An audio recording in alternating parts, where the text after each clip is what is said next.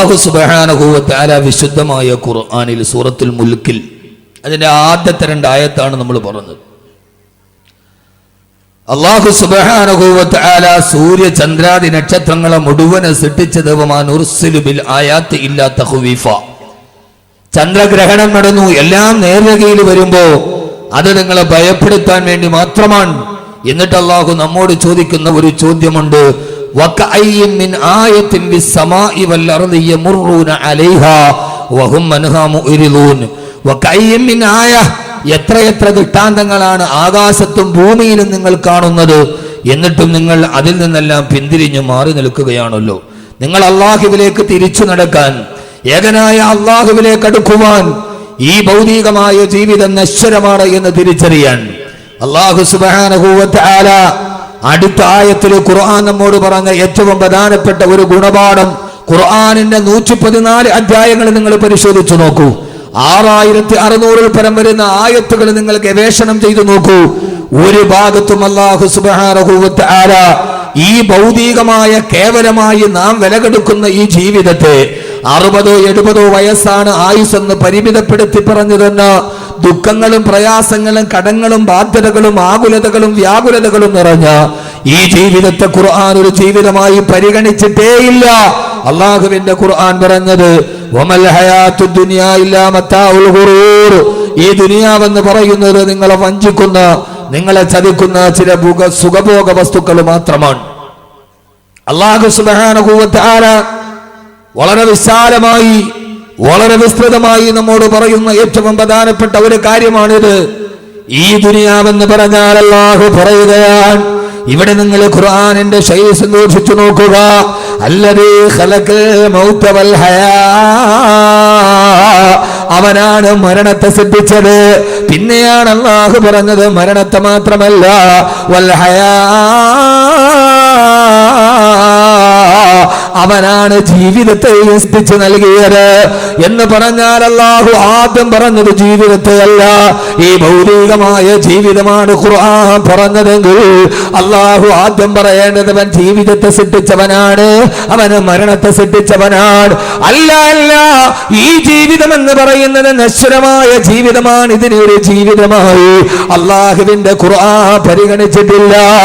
ഏറ്റവും പ്രധാനപ്പെട്ട ജീവിതം വഇന്നൽ ആഖിറത ഹിയ ദാറുൽ ഖറാർ. ഏറ്റവും പ്രധാനപ്പെട്ട ഭൗതികമായ ജീവിതത്തിനപ്പുറത്തെ ജീവിതം മരണശേഷം നിങ്ങൾ കാണുന്ന പരലോക ജീവിതമാണ്. അല്ലെങ്കിൽ തന്നെ സഹോദരങ്ങളെ, എങ്ങനെയാണ് ഈ ജീവിതത്തെ നമ്മൾ ജീവിതമെന്ന് പറയാൻ കഴിയുക? ഈ ജീവിതത്തെ അല്ലാഹുവിന്റെ ഖുർആൻ പറഞ്ഞത് വമൽ ഹയാത്തുദ് ദുനിയാ ഇല്ലാ മതാഉൽ ഗുറൂർ.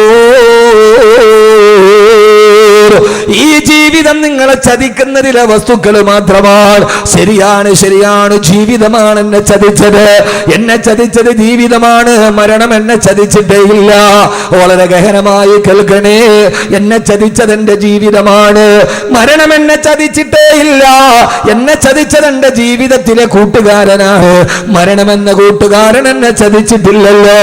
വരാമെന്ന് പറയുന്ന സമയത്ത് വരാതെ എന്നെ കബളിപ്പിച്ചത് എന്റെ ജീവിതത്തിലെ കൂട്ടുകാരനാണ്, പക്ഷേ മരണം എന്നെ ചതിച്ചില്ലല്ലോ. വരാമെന്ന് പറഞ്ഞ സമയത്ത് തന്നെ മരണം വന്നല്ലോ, കാത്തിരുമ്പോ തന്നെ മരണം വന്നല്ലോ. ഒരു നിമിഷം പോലും മരണം പിന്തിയില്ലല്ലോ. ലാ യസ്തഖിറൂന സഅതൻ വലാ യസ്തഖദിമൂൻ. ഒരു നിമിഷം പോലും പിന്തിയിട്ടുമില്ല, ഒരു നിമിഷം പോലും മുന്തിയിട്ടില്ല. മരണം നമ്മെ ചതിക്കില്ല സഹോദരങ്ങളെ, സഹോദരിമാരെ. നമ്മെ ചതിക്കുന്നത് ജീവിതമാണ് എന്നെ ചതിച്ചത്, ഭാര്യയാണ് എന്നെ ചതിച്ചത്, ഭർത്താവാണ് എന്നെ ചതിച്ചത്. ജീവിതത്തിൽ പ്രിയങ്കരിയായി ഞാൻ പാതിയായി, ജീവന്റെ പാതിയായി കൊണ്ടു നടന്ന ഭാര്യയാണ് എന്നെ ചതിച്ചത്.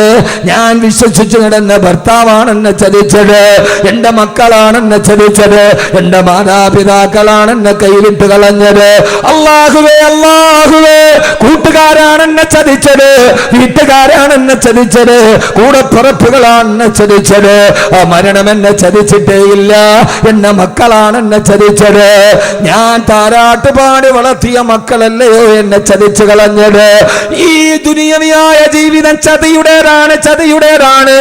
പിന്നിൽ നിൽക്കുന്ന അമ്മയെ അടുക്കളപ്പുറത്ത് നിന്ന് പുറകിൽ നിന്ന് അടിച്ചു വീഴ്ത്തി മലന്നു വീഴുന്ന അമ്മയുടെ മാറിടത്തിൽ കാലുകുത്തി വെച്ച് കാല് കുത്തിപ്പിടിച്ച് അമ്മയുടെ കരുത്തിൽ ഷാള് മുറുക്കി കൊടുക്കൊലപ്പെടുത്തുമ്പോ മരിച്ചു വീഴുന്ന അമ്മയെ വലിച്ചു കൊണ്ടുപോയി സ്വയം കുടിച്ചു കുടിയിൽ മണ്ണെണ്ണ വിടിച്ച് കത്തിച്ചാമ്പലാക്കുമ്പോ ആരാണ് സഹോദരങ്ങളെ ഈ ചെയ്തത്? ക്രിമിനലല്ല. ആ മാതാവിന്റെ മാറിടത്തിൽ കാലുകുത്തി നിൽക്കുമ്പോ ആ മാറിടത്തിൽ നിന്നല്ലേ അവൻ അമ്മിഞ്ഞപ്പാല് കുടിച്ചത്. അവൻ ആദ്യം കുടിച്ച അമ്മിഞ്ഞപ്പാല് ഉമ്മാന്റെ മുലപ്പാലിലായിരുന്നല്ലോ. അവിടെ നിന്നല്ലേ അവൻ വിശന്നപ്പോ വാരി കുടിച്ചത്. അവിടെ നിന്നല്ലേ അവൻ ഉറക്കത്തിൽ എഴുന്നേറ്റ് കിടന്നപ്പ് കരഞ്ഞപ്പോ ഉമ്മ യാതൊരുവിധ ബുദ്ധിമുട്ടില്ലാതെ അവന് പാല് ചുരത്തി കൊടുത്തത്. ആ മാസികത്തിന് വിശന്നപ്പോഴൊക്കെ അവൻ കുടിച്ചത് ആ കുജകുംഭങ്ങളിൽ നിന്നാണ്. അവിടെ കാല് മുട്ടിപ്പിടിച്ച് അവൻ അമ്മയുടെ കഴുത്തിൽ ഷാള് മുറുക്കി കൊല്ലാൻ പോകുമ്പോ അമ്മ അവസാനം വിളിച്ചതും മോനെ എന്നായിരുന്നുവല്ലോ. അമ്മയുടെ കഴുത്തിലാണ് ഷാള് മുറുക്കിയത്. ആ അമ്മയുടെ കഴുത്തേരെന്നറിയോ?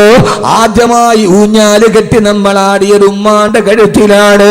എന്റെ ആദ്യത്തെ ഊഞ്ഞാല് മാവിൻ കൊമ്പിലല്ല, എന്റെ ആദ്യത്തെ ഊഞ്ഞാല് പ്ലാവിന്റെ കൊമ്പിലല്ല, എന്റെ ആദ്യത്തെ ഊഞ്ഞാല് പാർക്കിലല്ല.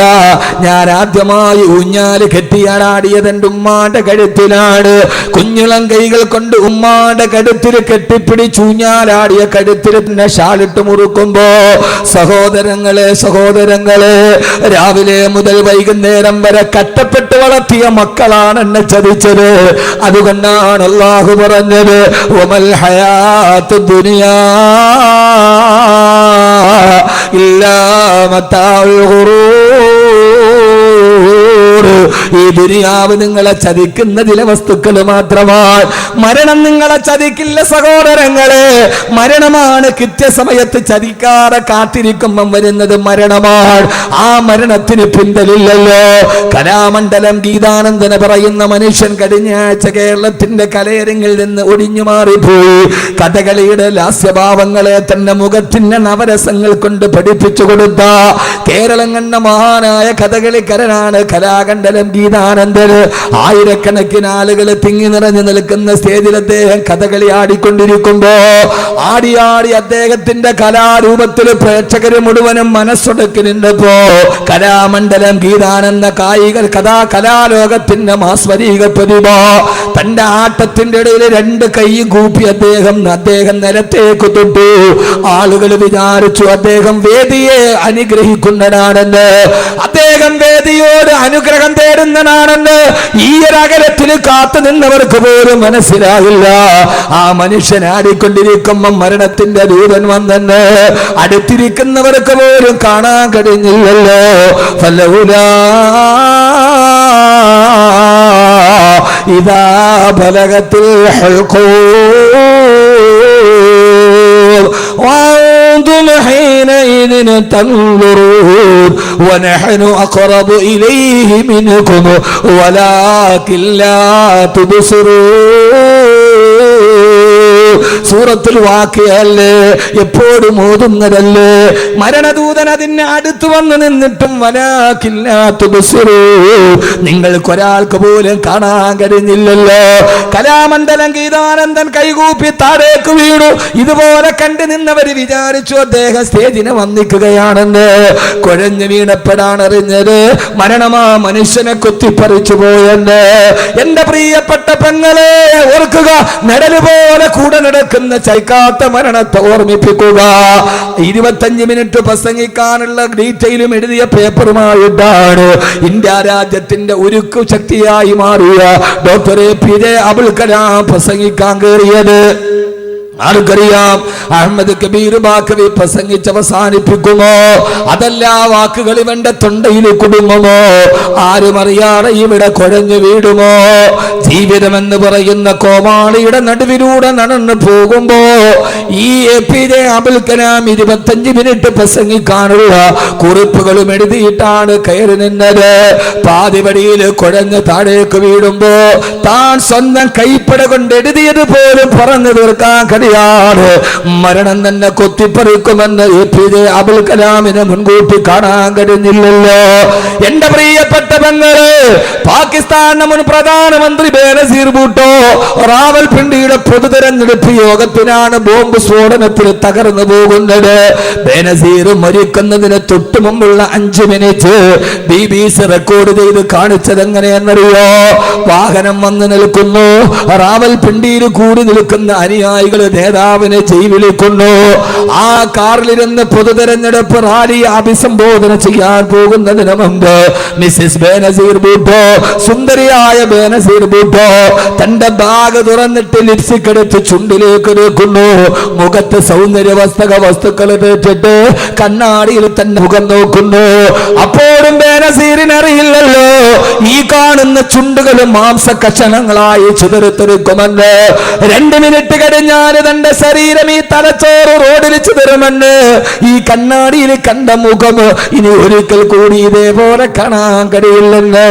അതുകൊണ്ട് എന്റെ പ്രിയപ്പെട്ട ചെറുപ്പക്കാരാ, എന്റെ പ്രിയപ്പെട്ട സഹോദരി, അല്ലാഹു ലോകത്തോട് പറഞ്ഞ ഏറ്റവും പരമപ്രധാനമായൊരു കാര്യം, ഈ ജീവിതമൊന്നും ഒരു ജീവിതമല്ല. അല്ലദീ ഖലഖൽ മൗത വൽ ഹയാ, അവനാണ് മരണത്തെ സൃഷ്ടിച്ചത്, അവനാണ് ജീവിതത്തെ സൃഷ്ടിച്ചതെന്നത്. അതുകൊണ്ട് സഹോദരങ്ങള്, ഈ ജീവിതം ഒരു ജീവിതമായിട്ട് പരിഗണിച്ചിട്ടില്ല. ഒരർത്ഥത്തിൽ ഒന്നുകൂടി വിശാലമായിട്ട് പറഞ്ഞാൽ,